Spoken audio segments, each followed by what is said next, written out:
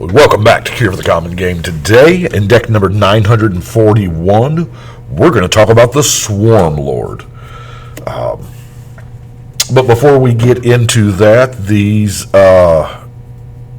Dragon Shields this deck is matte green. You can find Dragon Shields at your friendly local game store or Canada's Collectible Games, whichever one is closest to you. But let's talk about the Swarmlord. For 5/5, we pay 6 mana.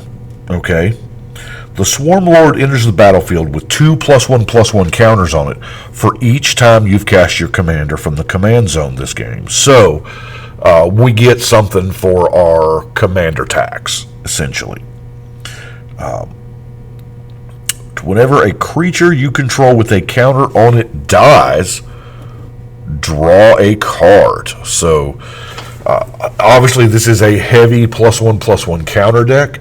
Most of this deck, I'll be honest with you, came from the Warhammer 40k commander decks. But there was, 19 or 20 legends in there, so I'm building them all. And this is the Swarmlord. So let's get to it. We're going to start off with our ramp. We have the... we'll do the stuff that was included in the pre-con, in one of them. So we have the Commander's Fear, Harrow, Soul Ring, Farseek, Cultivate. See, I mean, those are really not bad pre-cons, I'm telling you. But then I felt like that wasn't enough. I added a Rampant Growth, a Kodama's Reach, a Circuitous Route, because a lot of our +1/+1 counter creatures are X spells, so we want to have as much land as possible, right? A Gyre Sage, which really helps. The whole +1/+1 counter thing, and then of course the Decanter of Endless Water, which is becoming one of my new favorite cards. I mean, just to be honest with you, it is. As with any +1/+1 counter deck, we have the Ozolith, Hardened Scales, Hindervines. I kind of like Hindervines in +1 counter decks. I love this Invigorating Surge too. You put a 1/1 counter on something and then double the number of counters. That can get pretty nasty pretty quick. But let's look at some card draw. We have Bred for the Hunt, Combat Damage Trigger. We have Reconnaissance Mission, similar. And then Inspiring Call. This is really good one because it saves you from a board wipe and you draw cards. This is one of my favorites. The Imposing Grandeur.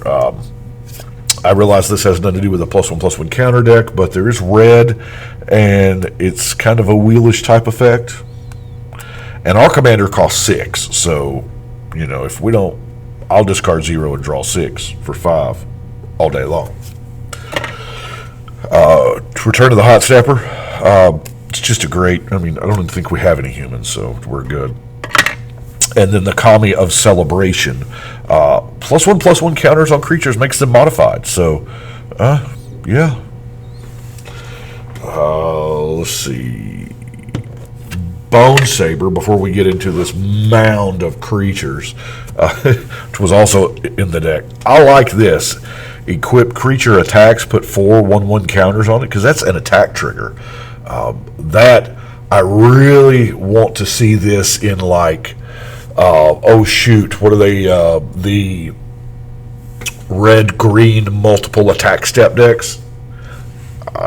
This could be one, but the first Tyrannic War, the Saga, and I don't know how y'all feel about this, but Triumph of the Hordes.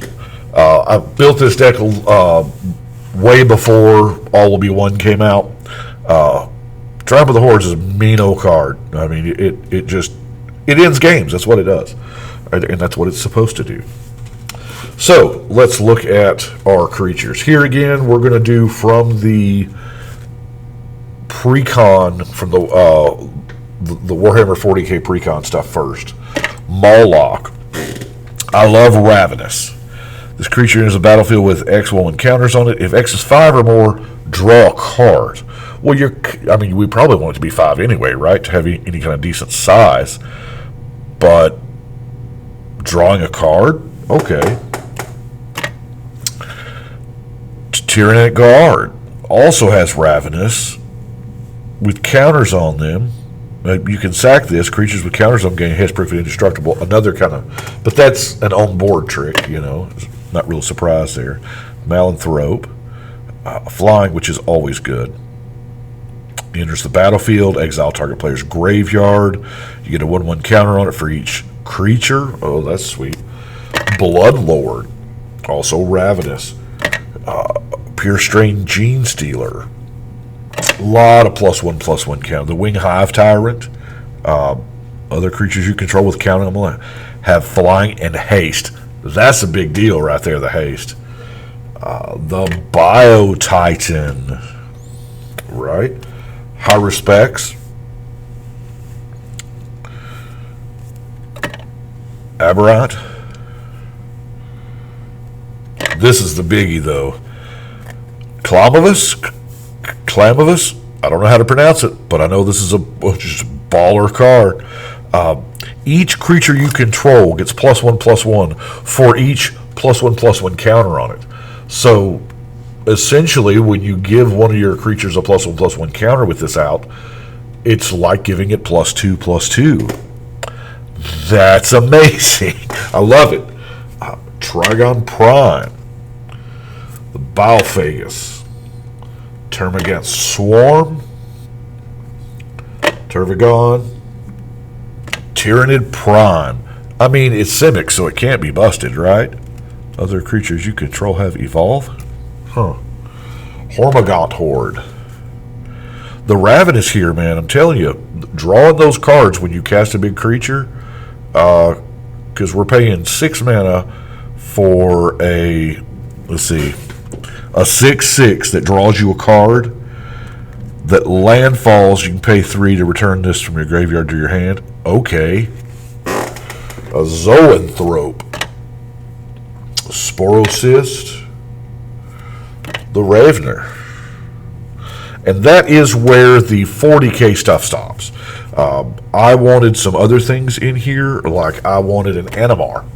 He matched the colors, he works with +1 counters, he makes the rest of my creatures cheaper for how big he is, and Pro White and Pro Black doesn't hurt either.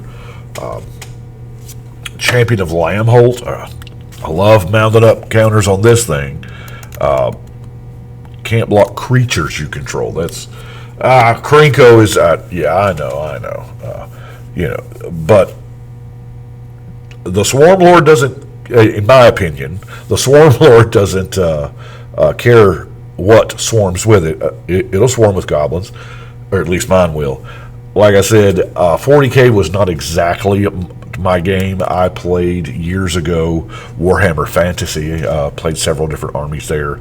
Never really got into the 40k, but that's okay. I guess we found out how that works now. Crown Ceratok, giving your all your +1 countered creatures trample. Verdurous Gearhulk, I mean, there you go.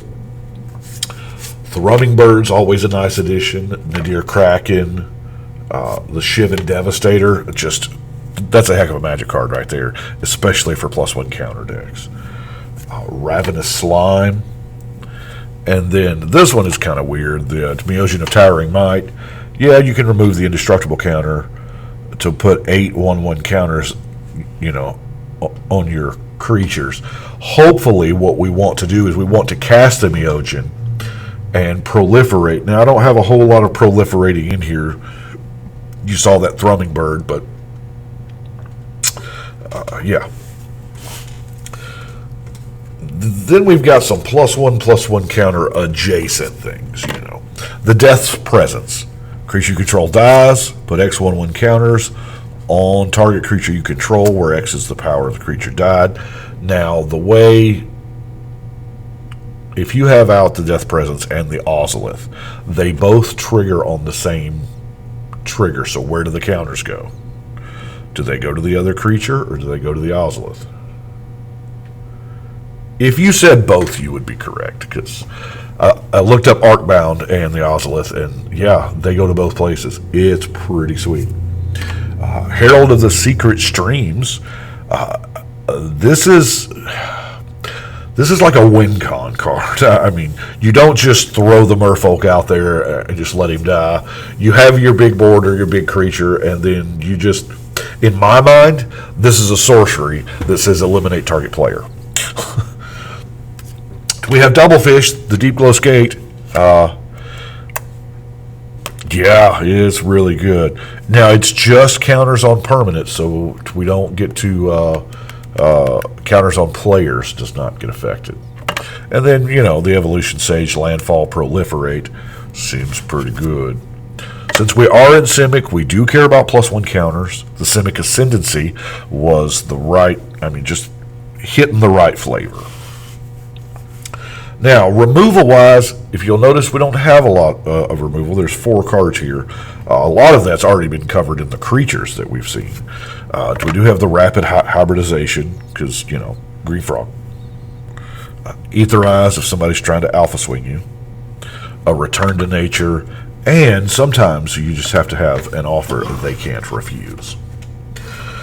Now, there are a lot of non-basic lands. A lot of these actually came with the pre-con deck, which I was kind of proud of. So here they are. The Exotic Orchard, the Command Tower, Temple of Abandon, Frontier Baalvac, Terramorphic Expanse, Cinderglade, Temple of Mystery, Evolving Wilds, Game Trail, Thornwood Falls. And then I added the Is It Boilerworks. You know me, I got to add more tap lands. Woodland Stream, Swiftwater Cliffs, Carplusian Forest, the Simic Growth Chamber, Temple of Epiphany, and lastly, that Silver Bluff Bridge. And that is what we have got for the Swarmlord. I do appreciate y'all watching. Thank y'all so much. But right now, we're going to go ahead and shuffle and cut.